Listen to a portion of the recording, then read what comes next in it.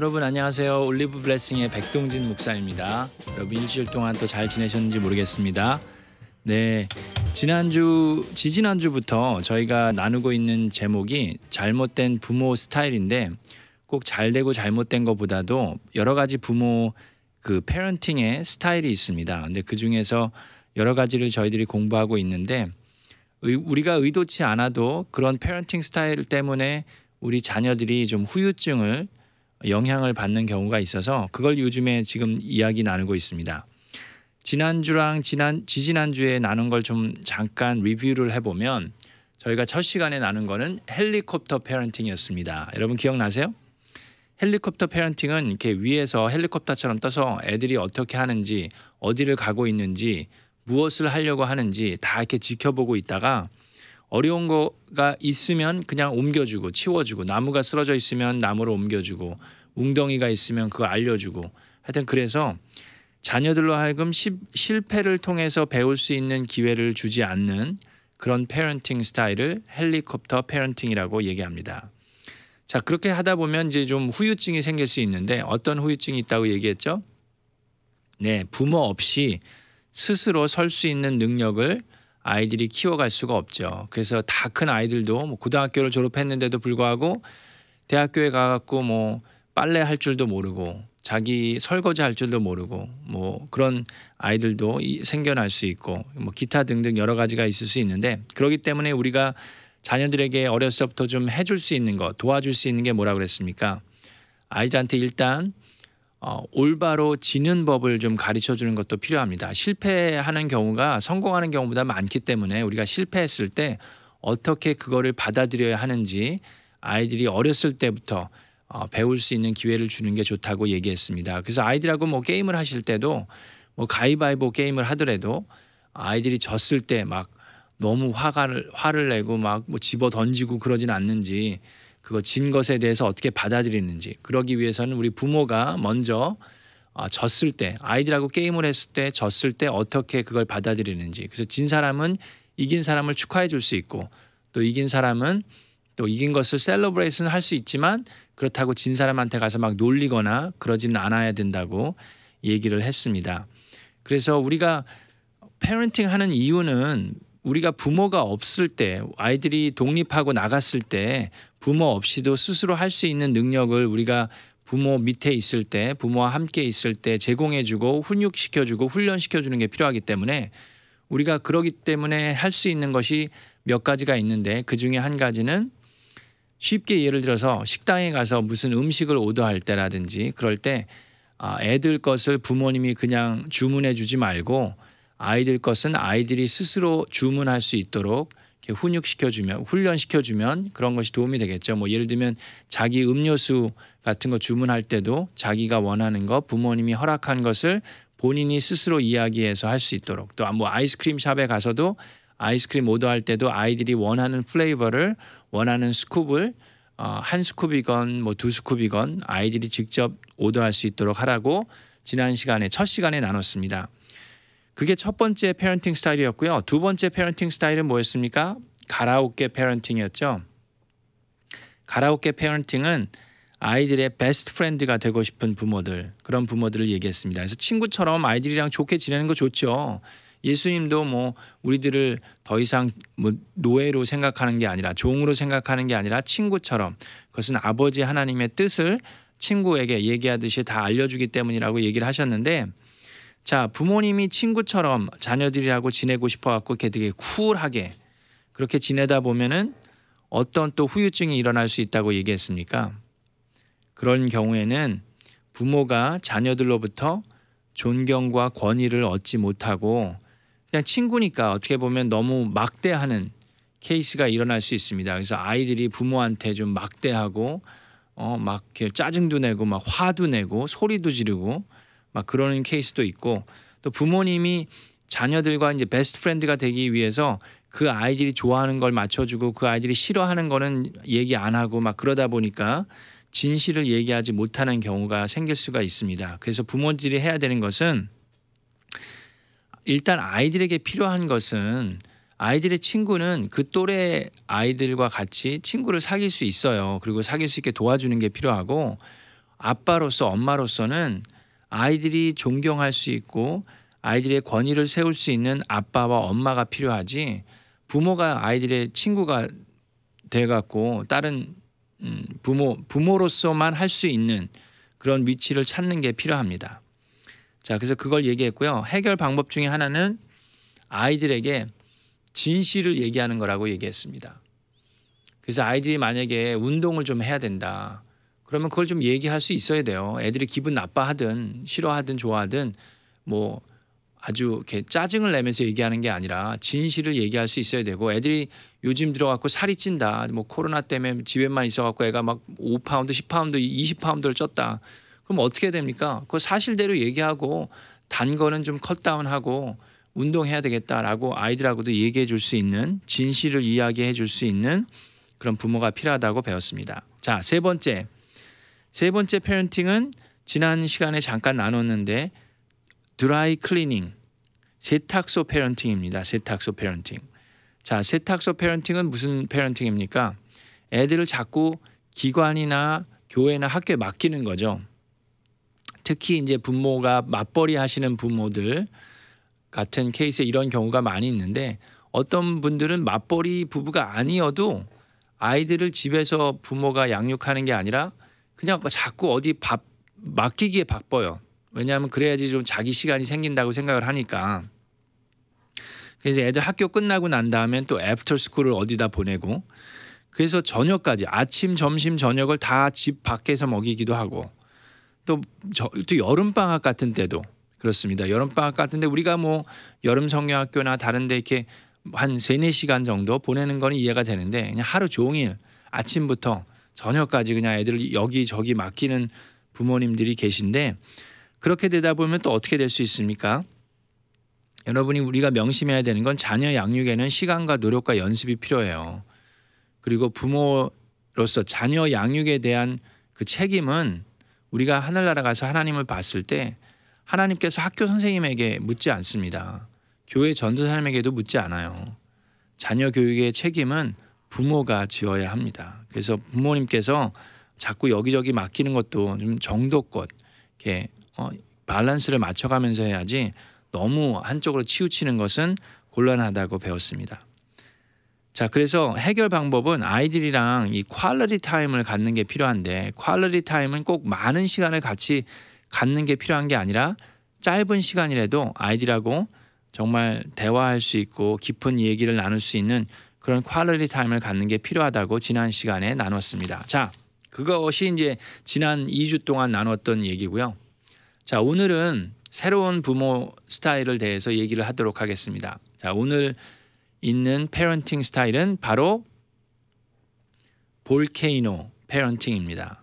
그러니까 화산 폭발, 화산 부모 스타일인데 자, 뭐 이름에서 얘기하는 것처럼 여러분 그 이름을 딱 들으면은 그냥 이렇게 감이 오시는 분들은 부모가 그냥 폭발하는, 화내는 그런 페런팅 스타일이구나라고 생각하실 수 있는데 네, 맞습니다. 그것도 맞는데 꼭 무조건 화만 내는 페런팅이 아니라 이런 부모님들에는 이제 특징이 있는데 예를 들면 이제 아이들이 뭐 논문 뭐 학교에서 이렇게 페이퍼를 써야 된다든지 뭐 중요한 숙제나 프로젝트 같은 게 있을 때 부모님이 그것을 옆에서 엄청나게 많이 도와주고 대신 글을 써준다든지 대신 숙제를 해준다든지 뭐 그런 페런팅이 있을 수 있는데 자, 그렇게 하는 이유가 뭐냐 하면 이건 뭐 헬리콥터 페런트라서 그렇게 하는 게 아니라 이 볼케이노 페런트는 자기가 어렸을 때 이루지 못했던 꿈이나 그런 소망이나 그런 소원 같은 거를 우리 자녀들을 통해서 이루고자 하는 마음이 강해요.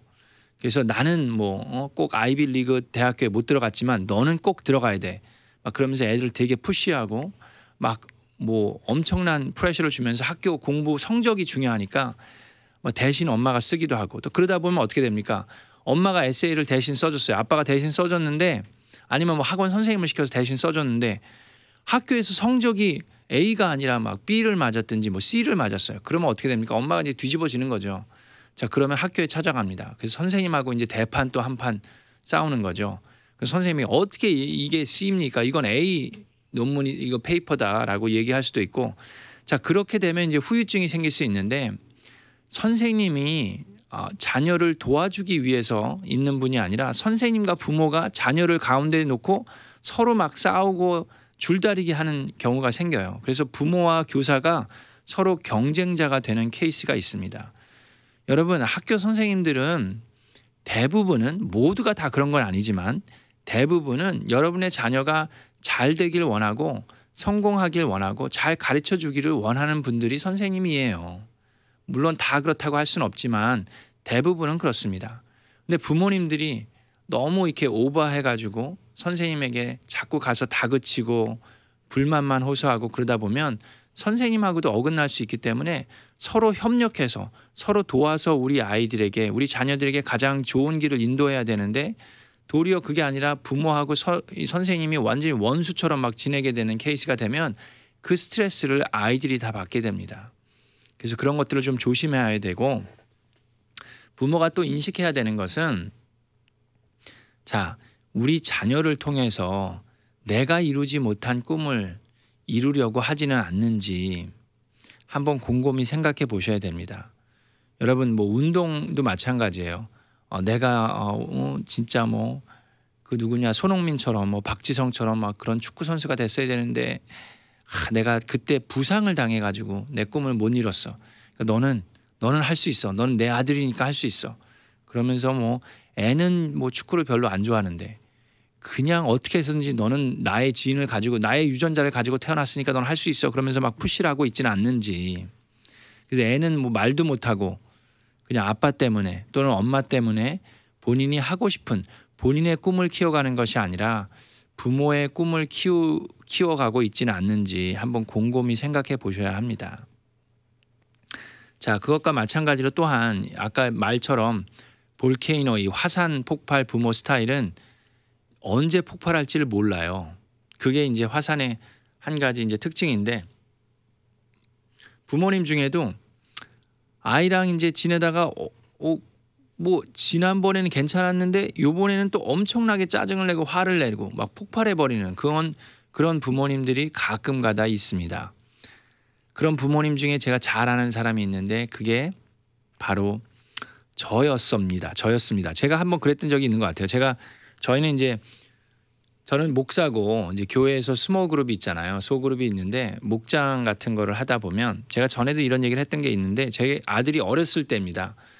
이제 목장 안에는 요리를 열심히 하고 있고 저는 이제 준비를 하고 있고 뭐 그러잖아요. 근데 하루는 한 목장하기 몇 주 전이었던 것 같아요.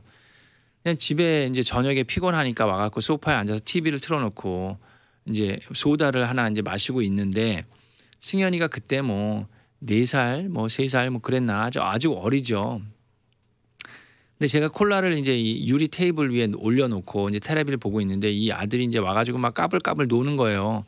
그래서 이거 엎어진다, 이제 조심해라, 이제 워닝을 줬죠. 그리고 나서 또 분명히 2번째 워닝까지 줬습니다. 제가 워닝을 안 준 게 아니에요. 자, 그랬는데 아니나 다를까 우리 아들이 어떻게 했습니까? 그 콜라 그거를 그냥 엎었는데 이 바닥에다 그냥 다 엎어버렸죠. 그때 제가 이제 화산이 폭발을 했습니다. 그냥 소리를 꽥 지르고 그냥 아들한테 내가 워닝을 줬잖아 그러면서 막 뭐라 그랬더니 얘가, 이 어린 아이가 얼마나 놀랬겠어요. 아빠가 가만히 TV를 보고 있다가 이 콜라 엎질렀다고 막 소리를 지르고 막 그러니까 이제 애가 놀래가지고 막 울기 시작합니다. 그래서 이제 뭐 그냥 소리 꽥꽥 지르면서 그 콜라 닦고 막 피곤한데 막 그랬죠. 그리고 한 1주인가 2주가 지났습니다. 그리고 이제 저희 집에서 이제 목장을 하게 됐어요. 저희 집에서 이제 소그룹 모임을 하게 되는데, 이제 목장 식구들이 다 왔습니다. 이제 식사 맛있게 하고 똑같은 상황이 벌어졌어요. 이제 테이블 위에 이제 소다를 놓고 있는데 이제 아들이 이제 와서 또 이제 놉니다. 그래서 제가 또 얘기를 했어요. 이거 콜라 있으니까 조심해. 사람들도 많고 막 그러니까 조심해 그랬어요. 한 번 워닝을 줬고 또 2번째 워닝을 줬습니다. 근데 승현이가 사람들 다 있는데 거기서 또 콜라를 엎질렀어요. 자, 그랬을 때 저는 어떻게 반응했습니까? 목장 식구들이 있으니까 제가 승현이한테 딱 다가가는데 승현이는 벌써 놀래가지고 얼굴이 파랗게 그냥 질려가지고 그냥 막 울기 바로 일보 직전이에요. 그랬을 때 저는 그냥 승현이에게 가서 Are you okay? 괜찮아? 야 괜찮아. 이거 뭐 엎질릴 수도 있지.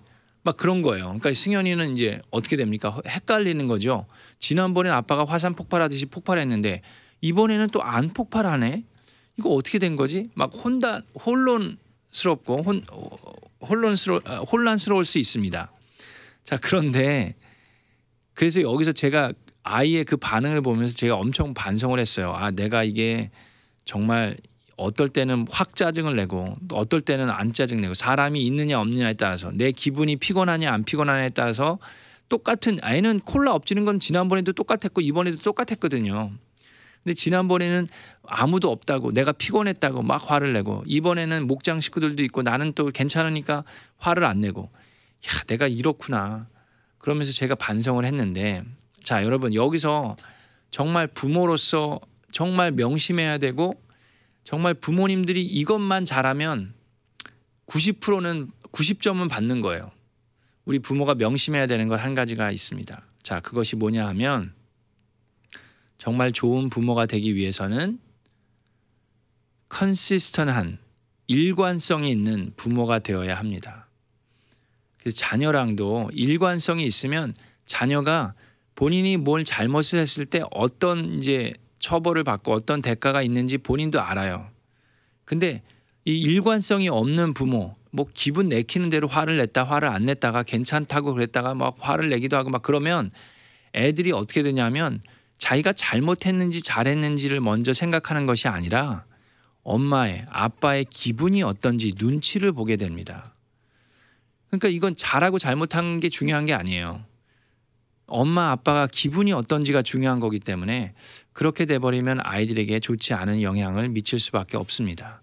자, 그래서 뭐 저한테 혼자 하는 얘기예요. 저도 여기 와가지고 뭐 혼자 지금 혼자 저한테 하고 있는데 여러분 우리가 일관성 있는 아빠가 되면 일관성 있는 부모가 되면 자녀들에게 큰 도움을 줄 수 있습니다. 그래서 여러분 혹시 여러분 중에 아, 내가 이 화산 폭발하는 그런 부모였구나 라고 생각하는 분들이 계실 수도 있는데 자, 그렇다 그러면 우리가 정말 혹시라도 내가 우리 자녀들을 통해서 내 꿈을 이루고자 하는 마음이 있지는 않는지 그게 뭐 운동선수건 뭐 음악에 대한 것이든 아니면 뭐 좋은 대학교에 가서 뭐 큰 성공을 하는 것이든 어쨌든 간에 아이가 가지고 있는 재능을 이렇게 발견해주고 아이의 꿈을 키워주기 위한 것이 아니라 내 꿈을 막 아이에게 강요하고 있지는 않는지를 점검해 보시고 또 하나는 정말 내가 일관성 있게 자녀에게 옳고 그른 것을 가르쳐주고 있지는 않는지 한번 점검해 보시는 저와 여러분이 됐으면 좋겠습니다. 자, 시간이 좀 있으니까 한 가지 더 말씀을 좀 나누면 이 또 하나의 패런팅 스타일이 있는데 그것은 바로 드롭아웃 패런팅 스타일입니다. 드롭아웃 패런팅 스타일은 그냥 포기하는 부모 스타일이죠. 제가 오늘 뉴스를 봤는데 정말 안타까운 뉴스를 봤습니다. 한국 뉴스를 봤는데 어떤 엄마가 애가 태어나자마자 동네 이 음식물 수거하는 그 통에다가 그냥 애를 넣고 도망간 거예요. 그 애는 그 통 안에서 벌써 이틀 동안 있다가 나중에 발견이 돼서 응급실로 갔는데 지금 위독한 상황이라고 합니다. 근데 그런 이제 물론 그런 일은 없어야 되고 근데 이렇게 지금 드롭아웃 패런팅이라는 거는 포기하는 부모예요. 근데 뭐 태어나자마자 그 뉴스에 나온 케이스는 태어나자마자 그런 케이스였지만 우리가 부모로서 맨 이렇게 갓난아기 태어났을 때는 이제 이 애를 키운다는 것이 얼마나 어려운지를 모르죠. 그러니까 그냥 이렇게 귀엽기만 하고 뭐 그럴 수도 있는데 막상 이제 병원에서 애를 데리고 와서 집에서 키우다 보니까 잠을 못 자네. 애가 막 2시간마다 3시간마다 밤에 깨요. 그리고 잠만 못 자는 게 아니라 계속 먹고 싸기만 해요. 기저귀 갈아야 되고 막 얼마나 피곤합니까? 그러다 보니까 이제 너무 이 애 키우는 게 이런 건지 몰랐다고 하면서 할아버지 할머니한테 맡기기도 하고 정말 막 애를 거의 포기하다시피 하는 부모님들도 있고 또 갓난 애기일 때뿐만 아니라 애가 성장해 가면서 뭐 사춘기를 겪는다든지 했을 때도 부모가 그냥 애를 완전히 포기해 버리는 그런 부모가 있습니다. 그냥 어떤 부모님들은 뭐 이렇게 좀 후진국이나 어려운 나라들 보면은 그냥 아빠나 엄마가 그냥 애들이나 엄마를 내팽개치고 그냥 도망가는 사람들도 있지만, 그런 것도 이제 드롭아웃 페런츠라고 할 수 있지만, 또 어떤 부모님들은 그냥 피지컬리는 그 몸은 집에 있어요. 그리고 몸은 뭐 자녀들이랑 같은 집에 삽니다. 그런데 정신적으로나 아이들을 부모로서 정말 이렇게 관심 가져주고 페런팅을 정말 부모의 역할을 하지 않고 그냥 완전히 그냥 너는 너대로 살아, 나는 나대로 살 테니까 그렇게 해버리는 부모들이 있습니다. 그런 부모님 또한 드롭아웃 페런츠라고 할 수 있죠. 완전히 그냥 방치하는 거예요. 애가 뭐 24시간 게임을 하든 밥을 먹었든 안 먹었든 뭐 누구 친구를 사귀든 누구 뭘 하든 전혀 상관하지 않고 방치해버리는 그런 페런팅 스타일을 드롭아웃 페런팅이라고 얘기를 합니다. 완전 결여가 되는 거죠. 자, 이럴 때 이런 페런팅 혹시 하고 계신 부모님들은 우리가 인식해야 되는 것이, 정말 여러분들이 부모가 될 준비가 되어 있었는지도 한번 점검해 보아야 되는데, 여러분들이 준비가 되어 있든지 준비가 되어 있었든지 되어 있지 않았든지 상관없이 그 자녀들은 여러분에게 주어진 아주 소중한, 하나님께서 주신 가장 귀한 선물이고 중요한 책임입니다. 그래서 내 아이를 갖기 위한 그 이유와 동기도 한번 확인해 보면서 내 스스로를 자꾸 점검해 보아야 돼요. 상담을 통해서도 방치하는 원인을 알아내고 자녀들에게 사과하는 것부터 시작해서 아빠로서 엄마로서의 책임을 가지고 아이의 삶에 우리는 부모로서 권위를 가지고 관여해야만 합니다. 방치하거나 방관하는 것은 부모가 할 것이 아니에요. 아이가 사춘기이든 어린아이든 상관없이 우리는 부모로서 권위를 가지고 관여해야만 합니다. 관심을 가져주고 관여하는 것이 부모가 자녀에게 해야 되는 일입니다. 자, 그리고 이 드롭아웃 페런츠 중에 또 하나 위험한 분들이 계신데, 이분들이 누구냐 하면 바로 저와 같은 목사님들, 또 장로님들, 교회 뭐 안수 집사님들, 이제 교회 일을 열심히 한다고 선교사님일 수도 있어요. 근데 물론 그런 분들은 이제 잘 양육하시겠지만 간혹가다 보면 교회 목사님들 자녀라든지 뭐 장로님들 자녀 중에 신앙에 있어서도 그렇고 생활에 있어서도 그렇고 전혀 부모님이 그냥 관여를 안 해요. 그리고 어떻게 합니까? 그냥 교회만 데리고 갑니다. 그러니까 거의 방목하다시피 해요. 자, 그러면서 하는 얘기가 있습니다. 아빠는 하나님 일을 하니까, 아빠는 교회 일을 열심히 하니까 하나님께서 너를 키워주실 거야. 여러분, 그런 소리 하다가 천국 가면 하나님한테 엄청 혼나실 겁니다. 자, 목사든 장로든 애들을 교회에다 위임하거나 방목하는 것은 절대로 우리가 해야 되는 것이 아니라, 아이들의 영적인 책임은 부모가 지어야 합니다. 자, 그래서 하나님이 키워주시겠지, 그건 잘못된 생각이라고 저는 생각합니다. 하나님께서 어떻게 키워주시냐 하면요, 하나님께서는 바로 여러분 아빠를 통해서 키워주기를 원합니다. 엄마를 통해서 키워주시기를 원해요.